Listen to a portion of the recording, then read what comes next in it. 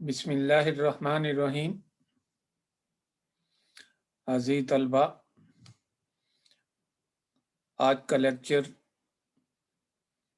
Accounting के अहम topic पर है और ये टॉपिक है आपका adjusting entries. First of all we will try to learn about adjusting entries.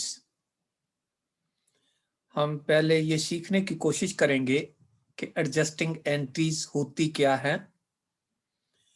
और इसके बाद एडजस्टिंग एंट्रीज को कैसे रिकॉर्ड किया जाता है, और अगर इनको रिकॉर्ड ना किया जाए तो इससे क्या फर्क पड़ता है बिजनेस के जो अकाउंट्स होते हैं, और किन डॉक्यूमेंट्स में ये एडजस्टिंग एंट्रीज की जाती हैं, और इनके साइड इफेक्ट क्या होते हैं, कौन सा अकाउंट है जो एडजस्ट नहीं होता। ये सारी चीजें आज हम इस टॉपिक में सीखने की कोशिश करेंगे। तो चले आगाज करते हैं एडजस्टिंग एंट्रीज। सबसे पहले इसकी डेफिनेशन। इन अकाउंटिंग और accountancy, adjusting entries are journal entries usually made at the end of an accounting period to allocate income and expenditure to the period in which they actually occurred.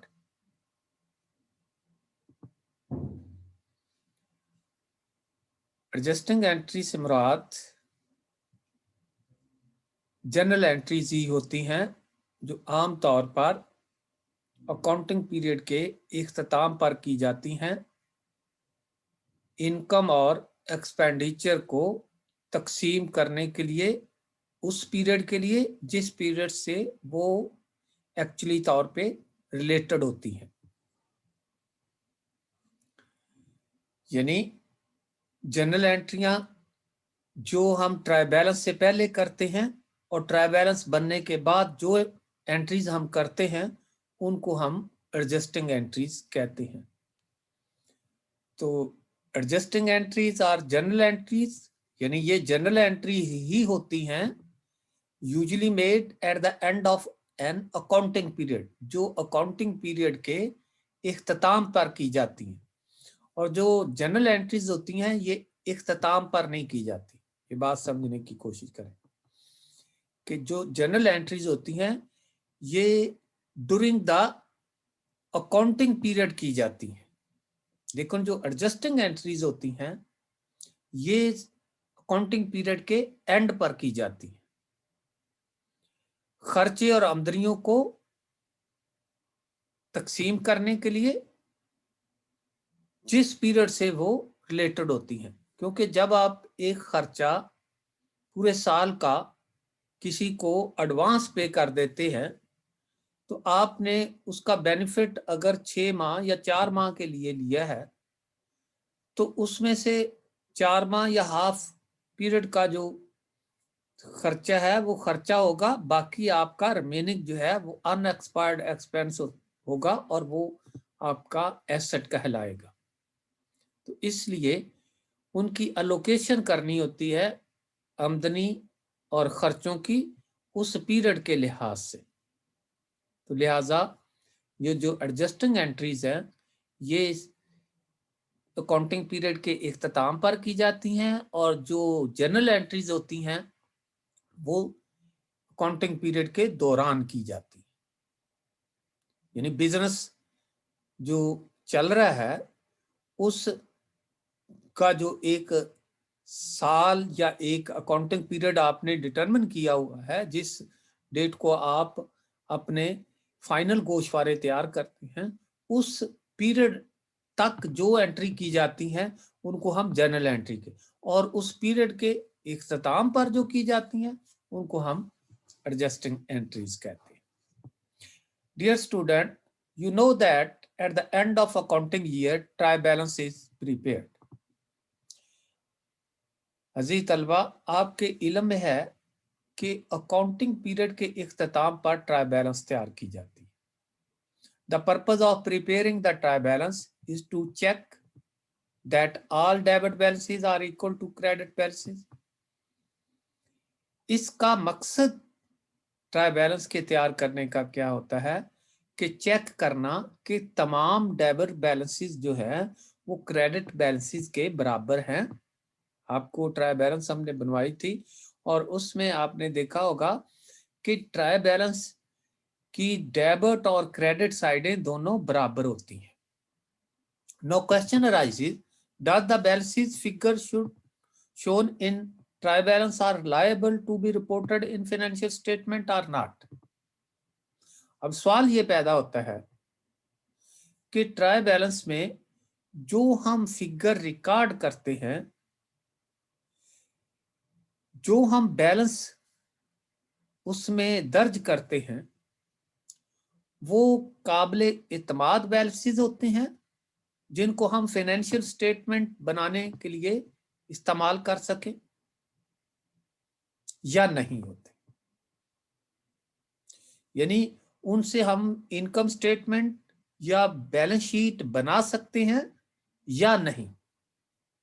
वो इतने reliable balances होते हैं जो trial balance में हम record कर चुके होते हैं या नहीं, ये सवाल पैदा होता है। In this sense answer is no.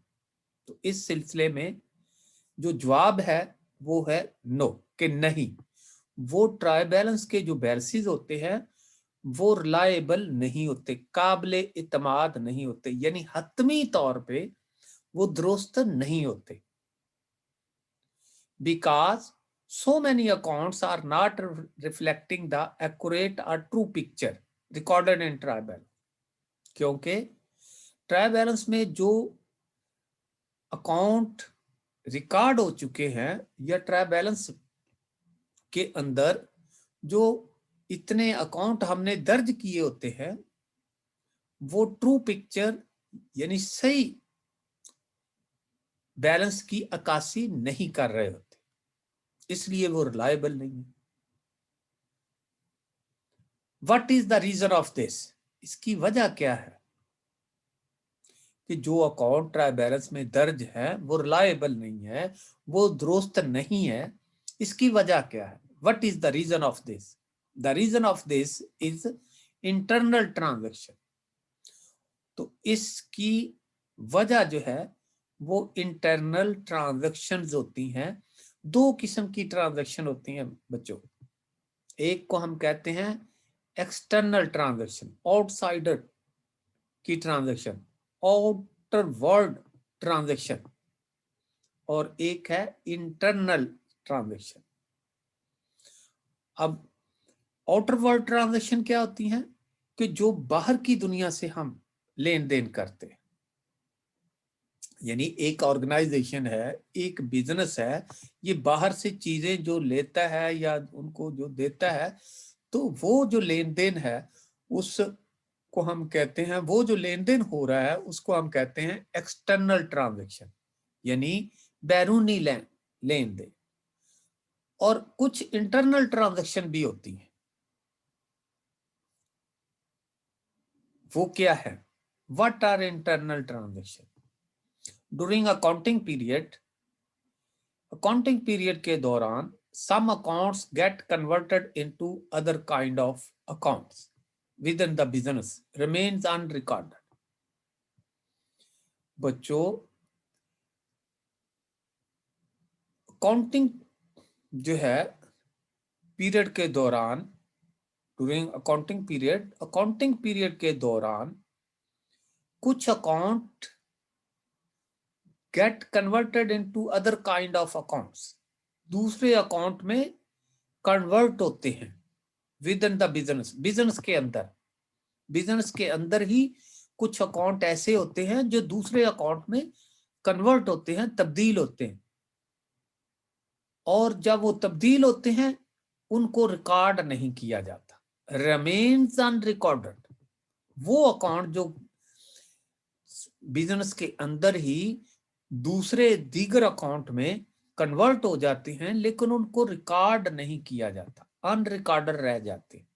अभी इसकी मिसाल क्या है बच्चों? इसकी मिसाल ये है कि हमारे पास एक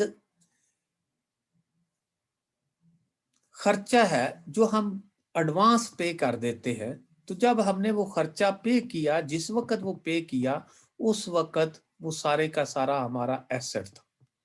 लेकिन कुछ अरसा के बाद उसमें से कुछ हिस्सा जो है उस एसेट का खर्चा बन गया और कुछ हिस्सा जो है वो एसेट ही रहा। तो देखें, वो एक अकाउंट था, वो दो हिस्सों में तकसीम हो गया। तो उसको हमने दो हिस्सों में तकसीम करके लिखा तो नहीं, ठीक है। तो ऐसी सूरत में जो है कुछ अकाउंट जो दीगर अकाउंट में, दीगर किस्म के अकाउंट में कन्वर्ट हो जाते हैं, लेकिन वो अनरिकॉर्डेड रह जाते हैं। Transaction relating to these unrecorded accounts are called internal transaction. वो ट्रांजैक्शनें जो उन अनरिकॉर्डेड अकाउंट से मुतल्लिका होती हैं, उनको हम कहते हैं इंटरनल ट्रांजैक्शंस। उनको हम क्या कहते हैं? Internal transaction. If we prepare financial statement without recording the internal transaction, अगर हम इन इंटरनल ट्रांजैक्शन को रिकॉर्ड किए बगैर माली गोशवारे तैयार करते हैं, फाइनल स्टेटमेंट्स को तैयार करते हैं, जैसे इनकम स्टेटमेंट है, बैलेंस शीट है, the financial statement would not show correct result. ऐसी सूरत में जो माली गोशवारे होंगे, यानी प्रॉफिट एंड लॉस स्टेटमेंट या इनकम स्टेटमेंट, उनके रिजल्ट दुरुस्त नहीं होंगे। Therefore, it is necessary to record them before the preparation of financial statement. इसलिए माली गोशवारे जो है उनकी तैयारी से पहले उन ट्रांजैक्शन को रिकॉर्ड करना जरूरी होता है। यानी आपने प्रॉफिट एंड लॉस स्टेटमेंट बनानी है, इनकम स्टेटमेंट बनानी है, बैलेंस शीट बनानी है, तो उन ट्रांजैक्शन को जो रिकॉर्ड नहीं हो सकी, इंटरनल ट्रांजैक्शन है, अनरिकॉर्डेड ट्रांजैक्शन है, तो उनको रिकॉर्ड करना जरूरी है। The recording of the transaction in general is called adjusting entry. और इन इंटरनल ट्रांजैक्शन का जर्नल में रिकॉर्ड करना एडजस्टिंग एंट्री कहलाता है। यानी उन इंटरनल ट्रांजैक्शन को जब हम रिकॉर्ड कर देंगे तो वो जर्नल हो गया, लेकिन वो जर्नल एंट्री नहीं कहलाएगी, वो एडजस्टिंग एंट्री कहलाएगी, क्योंकि हमने उन अकाउंट को एडजस्ट दुरुस्त करने के लिए वो एंट्री की है, इसलिए उनको एडजस्टिंग एंट्री कहा। The entries made to record internal transaction at the end of accounting period entry, वो entries made to record internal transaction at the end of accounting period, accounting period के इख्तिताम पर internal transaction को record करने के लिए जो हम एंट्री करते हैं, उनको हम एडजस्टिंग एंट्री कहते हैं। ठीक है बच्चों, इसके बाद है कि why the internal transaction are not recorded when they occur। अब सवाल ये फिर दोबारा बनता है कि जिस वक्त इंटरनल ट्रांजैक्शन जो है वो वाकया होती है, उसको उसी वक्त क्यों रिकॉर्ड नहीं कहा, रिकॉर्ड क्यों नहीं किया जाता, दर्ज क्यों नहीं किया जाता? हिसाबी बुक्स के अंदर जब एक ट्रांजैक्शन जो है, एक लेन देन होता है, तो उस वक्त उसको हम आउटर वर्ल्ड के साथ जो हम लेन देन करते हैं, बाहर की दुनिया के साथ जो हम लेन देन करते हैं, एक कारोबार जो है वो बाहर के लोगों के साथ जब लेन देन कर रहा है, तो उसको तो वो फौरी तौर पे आप रिकॉर्ड कर रहे हैं, लेकिन इंटरनल ट्रांजैक्शन जो है उनको जब वो अक्कर हो रही हैं, वो कूपजीर हो रही हैं, जब वो सरजद हो रही हैं, तो उनको रिकॉर्ड क्यों नहीं किया जाता? There could be any of the following reason, यहां उसकी हस्बे झैल वजूहात हो सकती हैं। Number 1, the transaction are infinitely continuous so that neither their amount ascertained nor they can be recorded continuously। कि वो ट्रांजैक्शन, जो इंटरनल ट्रांजैक्शन की बात हो रही है, कि वो तादाद में इतनी होती हैं, the transaction are infinitely continuous, लातदाद या बहुत ज्यादा होती हैं और कंटिन्यूअस होती हैं, मुतवातर हो रही है। So that neither their amount ascertain, और ना उनकी रकम का सही अंदाजा होता है उस पीरियड के दौरान, हर रोज की बेस पे, रोजाना की बेस पे, घंटे की बेस पे, नार they can be recorded continuous, और ना ही उनको मुतवातर हम रिकॉर्ड कर सकते हैं। लाइक यूज ऑफ रेंट और डेप्रिसिएशन, मिसाल के तौर पे आप एक एसेट इस्तेमाल कर रहे हैं, मशीनरी है, उसकी रोजाना की बुनियाद पे डेप्रिसिएशन हो रही है, तो आप जो है रोजाना की बेस पे उसकी डेप्रिसिएशन को रिकॉर्ड करेंगे, तो उसकी मामूली सी रकम बनेगी। मसलन 10,000 का एक एसेट है, तो आपका वो जो साल की डेप्रिसिएशन अगर आपने आती है उसकी 1,000, तो उसकी जो है 3 रुपए या 5 रुपए या 10 रुपए बनेगी। वो 10 रुपए रोजाना की बुनियाद पे या घंटे की बुनियाद पे आप रिकॉर्ड करेंगे। तो ये एक कॉम्प्लिकेटेड प्रोसेस है, एक मुश्किल जो है अमल है, और इस काम को करने के लिए तो इसलिए उनको हम जो है डेली बेसिस पे, रोजाना की बेस पे, या जिस वक्त वो डेप्रिसिएशन हो रही होती है, डेप्रिसिएशन आप मशीनरी इस्तेमाल कर रहे हैं, तो वो तो second wise, minute wise, hourly wise हो रही है ना जी, तो उसको उसी वक्त मिनट वाइज वाइज जो है रिकॉर्ड करते, ऐसा हमारे लिए करना मुमकिन नहीं है। ठीक हो गया, एक बात तो ये। दूसरे नंबर पे उनको क्यों नहीं रिकॉर्ड किया है? The amount per transaction is negligible and their occurrence is so frequent that it is more convenient to record one cumulative transaction at the end of the accounting period instead of recording several transactions of every small amount। कि रकम उन transaction पर transaction की negligible होती है, कि वो जो है इतनी मामूली होती है, there occurrence is so free, और उनकी वकूअ पजीरी भी इतनी फ्री होती है, यानी बहुत ज्यादा होती है, कि it is more convenient to record one cumulated term, कि उनके लिए इख्तिताम पर, पीरियड के इख्तिताम पर या साल के इख्तिताम पर एक एंट्री इकट्ठी कर देना ज्यादा हमारे लिए कन्वीनियंट है, और उनको डेली बेस पे या अकरेंट बेस पे उनको रिकॉर्ड करना जो है वो हमारे लिए डिफिकल्ट होता है।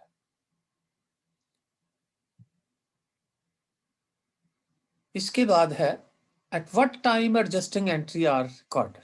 तो एडजस्टिंग एंट्री किस वक्त की जानी चाहिए या किस वक्त की जाती हैं? Adjusting entries are recorded at the end of accounting period. ये पहले मैं बता चुका हूं कि एडजस्टिंग एंट्री हमेशा अकाउंटिंग पीरियड के इख्तिताम पर की जाती हैं, जब हम ट्राई बैलेंस बना लेते हैं। ट्राई बैलेंस बना लेते यूजली एन अकाउंटिंग ईयर, एक साल आफ्टर प्रिपेयरिंग ट्राई बैलेंस बनाने के बाद की जाती है, and before preparing financial state, और फाइनेंशियल स्टेटमेंट यानी इनकम स्टेटमेंट और बैलेंस शीट बनाने से पहले तैयार की जाती है। ये बात ज़हन में रखनी है बच्चों कि जो एडजस्टिंग एंट्री है ये हमेशा ट्राई बैलेंस बनाने के बाद और फाइनेंशियल स्टेटमेंट यानी फाइनल अकाउंट जो होते हैं, income statement, balance sheet, trade profit and loss account, इनके बनाने से पहले एडजस्टिंग एंट्री की जाती है। नेक्स्ट है in which document adjusting entry are recorded, कि वो कौन सी डॉक्यूमेंट्स होती हैं, वो कौन सी बुक्स होती हैं जिनमें हम एडजस्टिंग एंट्री करते हैं। तो adjusting entry likewise other transaction जो होती हैं उन्हीं की तरह की ये जर्नल एंट्री होती हैं, लिहाजा जर्नल में ही इनको किया जाता है। लाइक ऑल यूजुअल ट्रांजैक्शन, तमाम आम ट्रांजैक्शन की तरह adjusting entry are recorded in journal, इनको जर्नल में ही तैयार करते हैं। जैसे एक आम जर्नल होता है उसी तरह इनका जर्नल होता है। लेकिन इस में एडजस्टिंग एंट्री और आम जर्नल में फर्क क्या है कि वो जो जर्नल है वो ट्रायल बैलेंस बनाने से पहले का होता है और ये जर्नल जो है ये ट्रायल बैलेंस के बाद का होता है। And as usual they are posted to the respective ledger account, और इनको उसी तरह जिस तरह जर्नल बना के हम लेजर में उन अकाउंट को ट्रांसफर करते, इनको भी इसी तरह ही करते हैं कि हम रिस्पेक्टिव लेजर में इन जर्नल एंट्रीज को एडजस्टिंग एंट्री को पोस्ट करते हैं। कंसिक्वेंटली नतीजतन बैलेंसेस ऑफ सच अकाउंट, और ऐसे अकाउंट के जो बैलेंसेस होते हैं विच रिसीव एडजस्टिंग एंट्री, जिनकी एडजस्टिंग एंट्री की जाती हैं, जिनमें एडजस्टिंग एंट्री होती हैं, do not remain the same, वो अपना बैलेंस वो बरकरार नहीं रखते as were reported in trial balance. जो ट्रायल बैलेंस में मसलन प्रीपेड रेंट है, उसका बैलेंस ट्रायल बैलेंस में था हमारे पास 2000, लेकिन उसकी एडजस्टिंग एंट्री आ गई है, तो अब जो उसका बैलेंस है प्रीपेड का वो 2000 नहीं रहेगा। जब हम बैलेंस शीट में लेके जाएंगे प्रीपेड एसेट है तो उसका जो है लाजमी तौर पे बैलेंस जो है वो डिक्रीज हो चुका होगा, वो बैलेंस नहीं होगा। जिस अकाउंट से रिलेटेड कोई एडजस्टिंग एंट्री आ जाएगी तो ट्रायल बैलेंस में उस अकाउंट का बैलेंस वो नहीं रहेगा, वो फिर तब्दील हो जाएगा। ये बात। Now come to the next point. What happen if adjusting entries are not made? अब ये सवाल पैदा होता है कि अगर एडजस्टिंग एंट्री हम नहीं करते तो फिर क्या होगा। If the adjusting entry is not made, अगर एडजस्टिंग एंट्रीज को नहीं किया जाता, asset owners equity and net income will be overstated. तो ऐसी सूरत में एसेट जो है ओनर्स इक्विटी, आपका कैपिटल है, आपकी नेट इनकम जो है ये ओवरस्टेटेड हो सकती है। And expenses will be understated, और जो खर्चे हैं वो कम होंगे, कम हो सकते हैं। Failure to do so will result in net income and owners equity being overstated. ऐसा करने में नाकामी के नतीजे में इनकम और ओनर इक्विटी जो है वो ओवरस्टेटेड हो जाएगी और खर्चे और लायबिलिटी जो है वो अंडरस्टेटेड हो जाएगी। यानी इनकम और कैपिटल जो है वो बढ़ जाएंगे, ज्यादा जाहिर होंगे, और खर्चे और लायबिलिटी जो है वो कम जाहिर होंगे और कम जो है वो लिखी जाएंगी। तो हमें तो एक्यूरेट लिखनी चाहिए।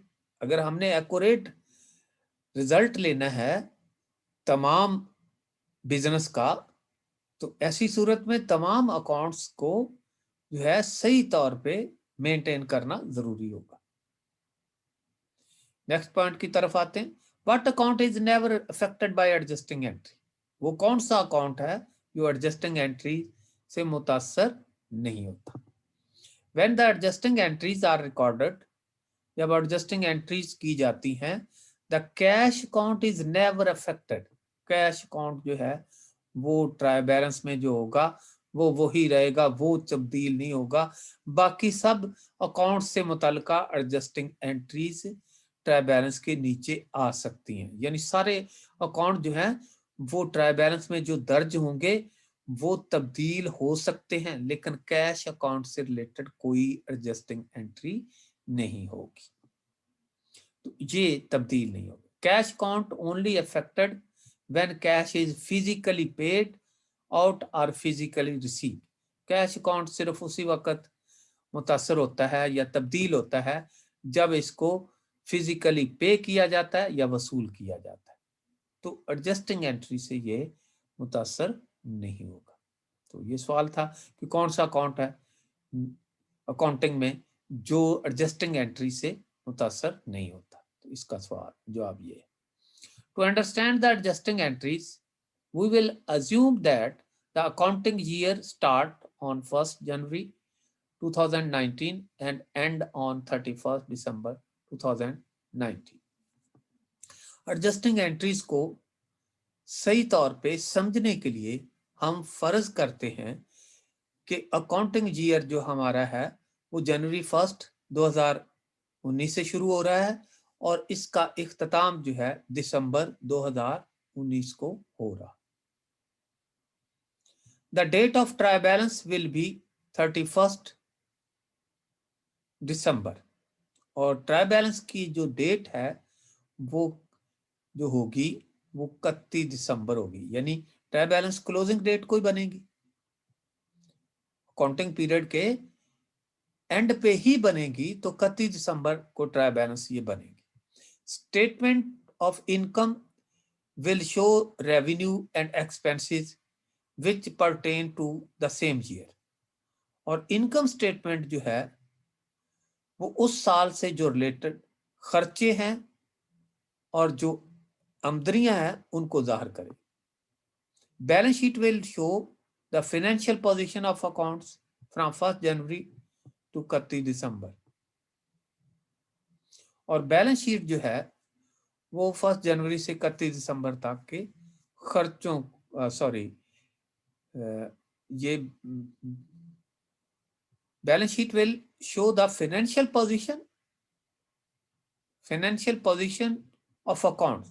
फाइनेंशियल पोजीशन ऑफ अकाउंट्स की फाइनेंशियल पोजीशन को जाहिर करेगी जनवरी से लेकर 31 दिसंबर तक, यानी इसमें हम क्या लिखेंगे, एसेट और लायबिलिटी को लिखेंगे।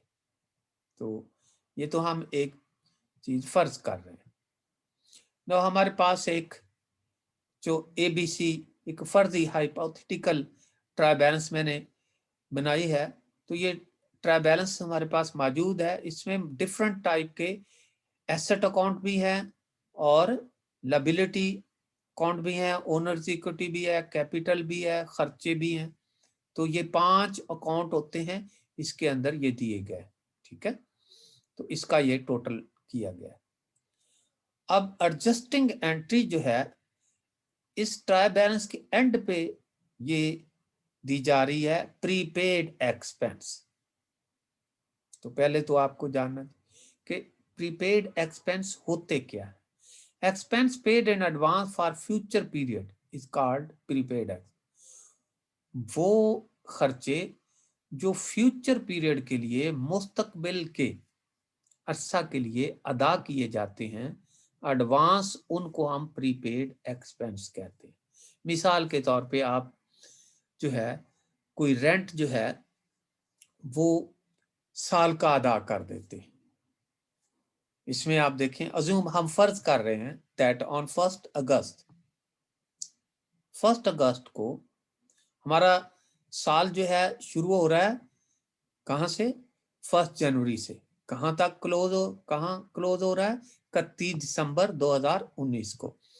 तो ये ट्रांजैक्शन कब आ रही है, ट्राई बैलेंस के बनाने के बाद। ये ट्राई बैलेंस का बैलेंस निकला हुआ है और उसके बाद ये दी जा रही है। तो ये कौन सी ट्रांजैक्शन होगी भाई, ये ट्रांजैक्शन होगी एडजस्टिंग ट्रांजैक्शन। और इसकी जो एंट्री की जाएगी उसको क्या कहेंगे, एडजस्टिंग एंट्री। उसको क्या कहेंगे, एडजस्टिंग एंट्री। और ये कौन सी ट्रांजैक्शन है, जो ट्राई बैलेंस के नीचे दी जाएगी, जो ट्राई बैलेंस क्लोज होने के बाद, ट्राई बैलेंस बनाने के बाद की जाएगी, उसको हम कहेंगे एडजस्टिंग एंट्री और एडजस्टिंग ट्रांजैक्शन। और जब इसको रिकॉर्ड कर देंगे तो इसको कहेंगे एडजस्टिंग एंट्री, ठीक है।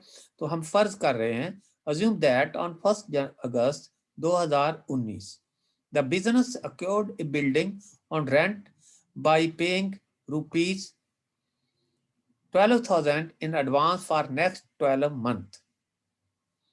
फर्ज किया गया है कि 2019 1 अगस्त को बिजनेस ने एक बिल्डिंग किराए पे ली है और उसका जो 12 माह का किराया है वो बिजनेस ने एडवांस दे दिया है। किस तारीख को दिया है?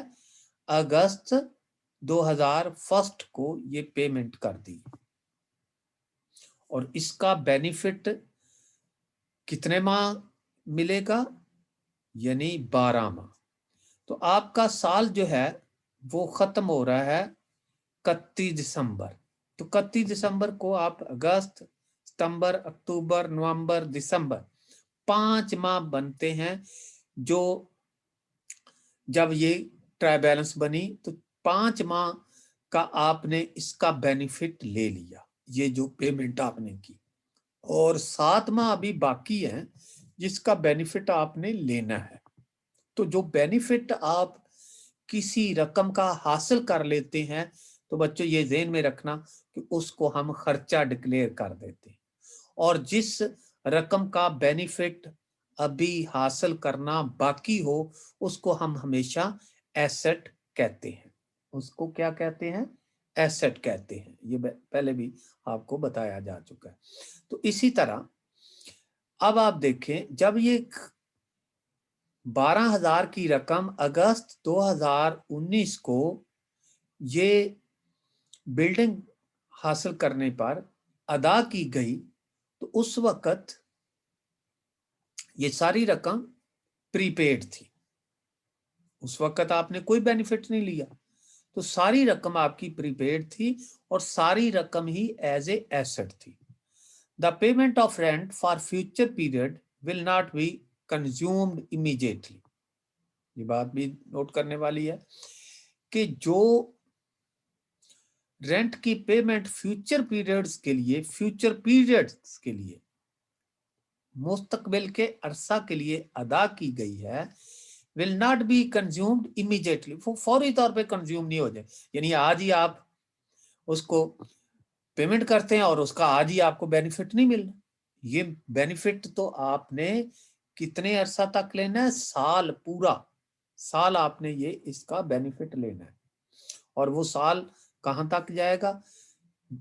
अगस्त जुलाई के एंड तक जाएगा, 2020 तक। तो आपका साल तो 2019 31 दिसंबर को क्लोज हो रहा है। वहां पे आपने जो है सारे खर्चे और आमदनियों को क्लोज करना है। It's benefit will be derived in future. इसका बेनिफिट जो है, जो आपने पेमेंट की है, वो मुस्तकबिल में हासिल किया जाएगा। Therefore it is preferable to treat this advance payment as an asset. तो इसलिए इस एडवांस पेमेंट को एसेट समझना ज्यादा प्रेफरेबल है। यानी ये जब आप अदा करेंगे तो उस वक्त ये एसेट कंसीडर किया जाएगा। It may be named prepaid rent, और इसका नाम जो हम रखेंगे वो प्रीपेड रेंट। क्या रखेंगे? Prepaid rent. The entry in general on payment of rent in advance. तो जब आपने ये रेंट की पेमेंट एडवांस की पे की है तो उस वक्त इसकी एंट्री क्या की जाएगी? एंट्री आपने उस वक्त जनरल में कर दी। ये जनरल की बात है। ये जनरल जो है कब बन रहा है? जब आपकी ट्राई बैलेंस नहीं बनी थी उस वक्त आपने, क्योंकि साल ट्राई बैलेंस तो बनी है 31 दिसंबर को, ट्राई बैलेंस 31 दिसंबर को बनी है, लेकिन ये एंट्री आप अगस्त 2019 को करेंगे और ये जनरल में एंट्री होगी। ये एंट्री जो है एडजस्टिंग एंट्री नहीं है। ये जब आप पेमेंट की, आपने एसेट के एवज कैश दिया, तो वो एसेट का नाम क्या था? Prepaid rent. Prepaid rent debit और कैश क्रेडिट 12। अब आगे चलते हैं। Posting of entry and prepaid rent account. अब इसका जब लेजर बनाएंगे तो देखें ये डेबिट है, ये वाला 12,000, तो इसका लेजर आप देखें कि आप डेट लिखेंगे 1 अगस्त, आइटम इसका कंप्लीटिंग अकाउंट कौन सा है, कैश है, वो कैश लिख दिया आपने, और डेबिट साइड पे इसकी रकम लिख दी, और आगे आपका बैलेंस भी डेबिट आ जाएगा। ये लेजर अकाउंट जो है ये एक होता है दो किस्म के लेजर है, ये रनिंग बैलेंस लेजर है, ये क्या है, रनिंग बैलेंस लेजर है, और एक है हम पेज को दो हिस्सों में डिवाइड करके डेबिट और क्रेडिट साइड पे, वो लेजर भी आपको सिखाया। तो इसका बैलेंस कितना निकला भी, डेबिट बैलेंस 12,000 प्रीपेड रेंट का, और ये प्रीपेड रेंट 12,000 उधर ट्राई बैलेंस में दर्ज भी किया गया। ये देखें आप, प्रीपेड की रेंट की रकम, ये देखें जिस जगह पे मैं कर्सर लेके आ रहा हूँ, ये कर्सर 12,000 दर्ज कर दिया गया। ठीक है, क्यों यहां पे दर्ज हो गया, क्योंकि ये 31 दिसंबर से पहले रिकॉर्ड हो चुका है। इसके बाद आगे चलें, the trial balance prepaid on 31/12/2000 will show prepaid rent account with the debit of, trial balance में 12,000 जो है डेबिट बैलेंस प्रीपेड रेंट होगा। दिस इज बिकॉज, ये इस वजह से है कि no entry has been made in this account after the first entry recorded on 1/8/2019। 2019 तक इस ये पहली एंट्री होगी और इसमें कोई चेंज नहीं आई। No entry has been made in this account, इस अकाउंट में कोई एंट्री नहीं हुई after the first entry record, जब आपने फर्स्ट एंट्री ये रिकॉर्ड की है, इसके बाद कोई एंट्री प्रीपेड रेंट से मुतल्लिका नहीं आई, तो लिहाजा ये 12,000 उधर लिखा है।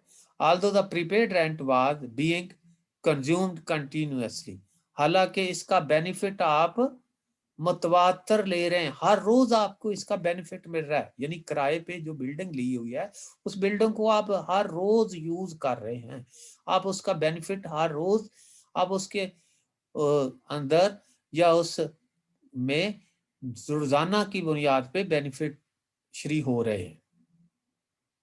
ठीक है, लेकिन आपने इससे रिलेटेड कोई ट्रांजैक्शन, कोई एंट्री दर्ज नहीं की। Consumed continuously and getting converted into rent expense, और उस प्रीपेड को आप रेंट एक्सपेंस में कन्वर्ट कर रहे हैं हर रोज रोजाना की बुनियाद पर, यानी जितना बेनिफिट ले रहे हैं उस प्रीपेड का वो उतना आपका हर रोज खर्चा बन रहा है, लेकिन आप उसकी रोजाना की बुनियाद पे एंट्री नहीं कर रहे, रोजाना की बुनियाद पे एंट्री नहीं कर रहे। कब करेंगे आप, 31 दिसंबर को करेंगे। कब करेंगे, 31 दिसंबर को। अमाउंट ऑफ रेंट एक्सपेंस, अब अमाउंट ऑफ रेंट एक्सपेंस हम 31 दिसंबर को कैसे निकालेंगे। रेंट फॉर 12 मंथ कितना था, 12। रेंट पर मंथ अगर 12,000 जो है वो साल का है तो 12 एक माह का कितना निकलेगा, 12 पे तकसीम किया 1,000। मंथ बिटवीन 1 अगस्त 2019 और 31 दिसंबर 2019, इनके दरमियान मंथ कितने हैं, 5, नॉट 4, 5 माह बनते हैं। नॉट 4 का मतलब कि 4 नहीं 5 माह बनते हैं, इनको गिनेंगे तो। अब रेंट फॉर दीज मंथ, इन माह का कितने माह का रेंट आपका खर्चा बनेगा, 5 माह, क्योंकि 31 दिसंबर का पीरियड जो है वो 5 माह का पीरियड है, और उस पीरियड तक आपने उस प्रीपेड रेंट का बेनिफिट ले लिया, तो उसके लिए रेंट फॉर 5 मंथ कितना होगा, 5 × 1000, क्योंकि एक माह का 1000 है तो 5 माह का 5,000। अब prepaid rent left unused, prepaid rent जो है ये एसेट अब कितना बकाया रह गया, 12 में से 5,000 जो जिसका बेनिफिट आपने ले लिया है वो निकाल दें तो बाकी आपका ये 7,000 प्रीपेड रेंट रह जाएगा। यानी एसेट आपका पहले 12,000 एसेट था, अब वो एसेट खर्चे में कन्वर्ट हो गया और अब एसेट कितने का रह गया? 7,000। Entry on 31/12/2019 to adjust prepaid rent will record rent expense of 5,000 and decrease in prepaid rent by 5,000। अब 31/12/2019 को उस प्रीपेड रेंट को दुरुस्त करने के लिए, क्योंकि वो 12,000 है, अब वो 12,000 तो नहीं रह गया, क्योंकि उसमें से खर्चा हो गया है। जैसे आपको 12,000 की रकम दे दी जाती है और आप उसमें से जो है कुछ चीजें खरीद लेते हैं, किताबें खरीद लेते हैं, या कोई उसमें से 12,000 में से कोई सूट खरीद लेते हैं, या आप उसमें से कोई बैग खरीद लेते हैं, तो उसके बाद आपके पास 12,000 तो नहीं रहेगा, बकाया रकम ही रहेगी ना। तो सेम इसी तरह कि प्रीपेड रेंट जो था पहले 12,000 था, लेकिन जितना आपने उसका बेनिफिट ले लिया है, वो बेनिफिट जितना आपने ले लिया है वो बीच में से निकल जाएगा, तो बाकी प्रीपेड रेंट, ठीक है।